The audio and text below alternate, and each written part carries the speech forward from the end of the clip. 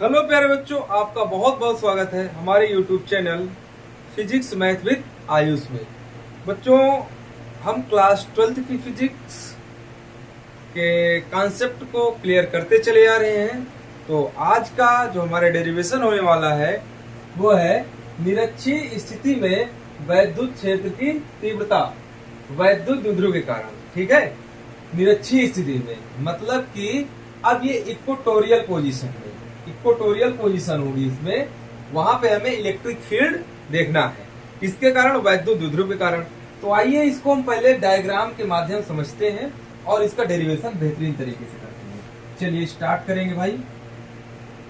पहले इसका डायग्राम बनाएंगे।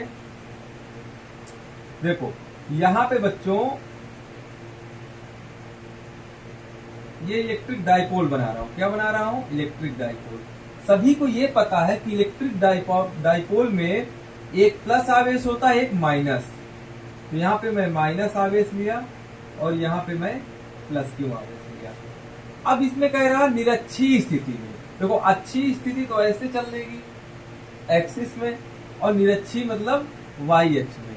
तो इसके मध्य बिंदु O से ये यहां से यहां तक दूरी L है, ये भी दूरी L रहेगी, क्योंकि टोटल दूरी इसकी क्या है? टोटल दूरी इसकी रहेगी 2L। ये A पॉइंट है, ये B पॉइंट है।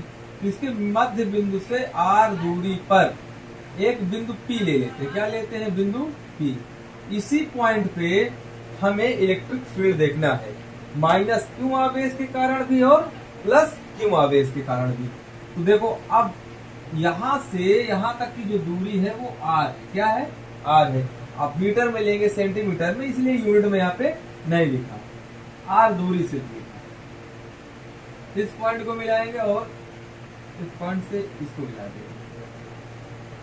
तो बच्चों अगर आप लोग ये देखें कि अगर इलेक्ट्रिक फील्ड की डायरेक्शन देखें, अब ये क्यों आवेश है? तो इलेक्ट्रिक फील्ड की डायरेक्शन आपकी जो है E1 ये अंदर की ओर होगी, और इसकी इलेक्ट्रिक फील्ड की डायरेक्शन बाहर की ओर होगी, क्योंकि मैंने बताया था कि प्लस क्यू आवेश से इलेक्ट्रिक फील्ड होता है बाहर की ओर होता है। कहाँ होता है? बाहर की ओर। तो यहाँ पे इलेक्ट्रिक फील्ड आपका E2 ये बाहर की ओर मिल रहा है और E1 अंदर की ओर मिल रहा है। तो बात ये आती है कि भाई हमको नेट इलेक्ट्रिक फील्ड निकालना है, माइनस Q1 कारण और प्लस Q1 कारण।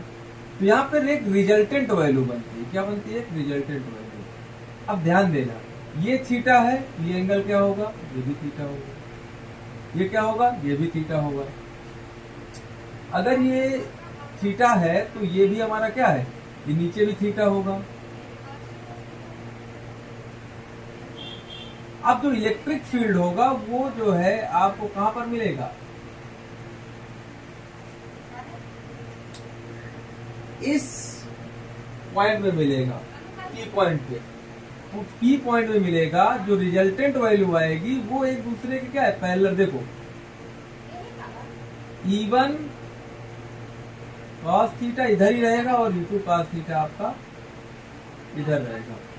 मैंने बताया था कि वर्टिकली पोजीशन क्या होती है और हॉरिजॉन्टली क्या होती है। ये आपकी हॉरिजॉन्टली है, ये cos थीटा में हमेशा देखी जाएगी, और ये वर्टिकली है, ये sin थीटा में देखी जाएगी। इसमें देखी जाएगी sin थीटा में।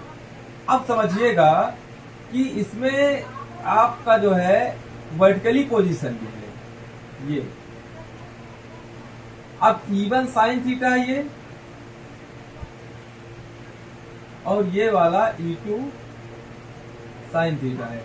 लेकिन मामला ये है कि इस पॉइंट से E1 sin थीटा ऊपर की ओर है, E2 sin थीटा ये नीचे की ओर है। अब दोनों के कारण अब ये जो चार्ज है दोनों सेम है, तो दोनों के कारण इलेक्ट्रिक फील्ड बराबर होगा। इस स्थिति में ये एक दूसरे को कैंसिल आउट कर देंगे, क्योंकि दोनों की डायरेक्शन क्या है? विपरीत है। तो एक दूसरे क्या करेंगे? कैंसिल आउट करेंगे।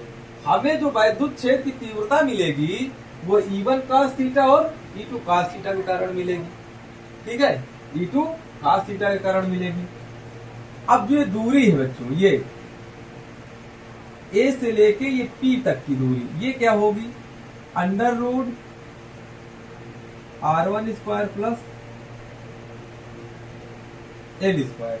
अब रीजन ये है क्योंकि ये एक प्रकार का त्रिभुज बन रहा है, ए पी और ओ, ये बनेगा तो कर्ण हमारा क्या बनेगा, ए पी, और ये बन जाएगा हमारा आधार, और ये बन जाएगा लंब। तो अब ये हो जाएगा R under root R square plus L square. ठीक है, तो जितनी दूरी ये होगी उतनी दूरी ये भी होगी, under root R square plus L square, Pythagoras theorem से बच्चों। ठीक है, कर्ण का स्क्वायर इक्वल टू लंब का स्क्वायर प्लस आधार का स्क्वायर होता है। तो कर्ण का स्क्वायर बराबर लंब का square R square plus L square. अब कर्ण का स्क्वायर है, कर्ण बराबर क्या होगा, जो स्क्वायर लगा हुआ है वो रूट में लग जाएगा दोनों तरफ। अगर मैं यहां से cos थीटा की वैल्यू निकालूं बच्चों, cos थीटा, तो लंब बटे आधार होगा। तो लंब हमारा है क्या, लंब क्या है और आधार क्या है, इसके बारे में देखेंगे। लंब बटे कर्ण होता है बच्चों, क्या होता है, सॉरी, लंब बटे कर्ण होता है। जो लंब होगा वो आर है, ठीक है, जो कर्ण है हमारा वो है अंडर रूट आर स्क्वायर। तो cos theta is equal to आधार बटे कर्ण, आधार बटे क्या होता है, कर्ण, तो ये एल हो गया, और इसके बाद जो कर्ण है हमारा वो होगा हमारा R square plus L square. जहां तक बात समझ में आई, देखिए इसको हमेशा याद रख लीजिएगा, लाल बटे कक्का, लंब बटे कर्ण, आधार बटे कर्ण, लंब बटे आधार। ये साइन थीटा का है, ये cos थीटा का है, ये tan थीटा का। क्लियर है, अगर इसको ऐसे याद कर सकते हैं, पंडित बद्री प्रसाद हर हर बोले। ठीक है, कंफ्यूज नहीं होइएगा, आप लोग इसको याद करके रखिएगा तो आपको तुरंत पता चल जाएगा। ठीक है, अब देखिए माइनस Q1 आवेश के कारण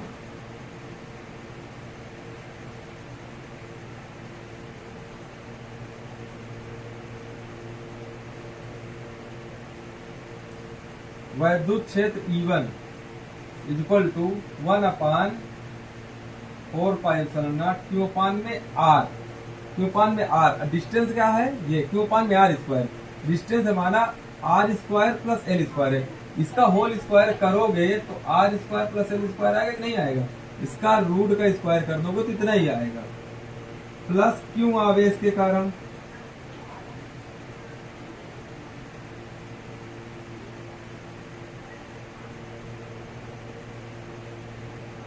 वैद्युत क्षेत्र E2 इज इक्वल टू 1/4πε0 क्यूपान में सेम डिस्टेंस है, तो ये भी हो जाएगा R square plus L square.